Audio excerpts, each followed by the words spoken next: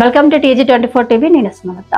సర్పంచ్ అంటే అధికారం చెలాయించే పాలకుడు కాదు, గ్రామాన్ని కంటికి రెప్పలా కాపాడుకునే సేవకుడని నిరూపిస్తున్నారు మండలంలోని వంతడపల గ్రామ నూతన సర్పంచ్ మాలోతు బాలు నాయక్.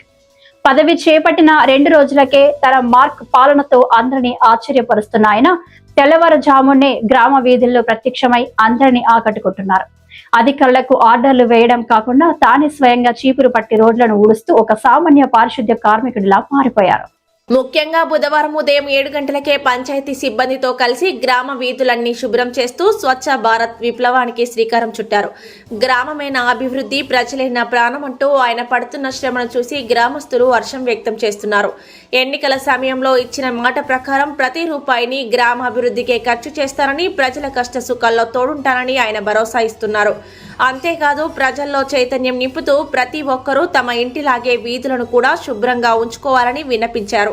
చెత్తను రోడ్లపై వేయకుండా పంచాయతీ ట్రాక్టర్కే అందించాలని కోరారు. ఒక ప్రజాప్రతినిధి ఇలా నిరాడంబరంగా ప్రజల కోసం పనిచేయడాన్ని చూసి యావత్ నియోజకవర్గం ఇప్పుడు బాలు నాయక్ వైపు ఆశగా చూస్తోంది.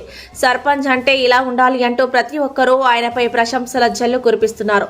ఈ కార్యక్రమంలో ఉప సర్పంచ్ యాకూబ్, వార్డు సభ్యులతో పాటు పంచాయతీ కార్యదర్శి, జీపీ సిబ్బంది పాల్గొన్నారు.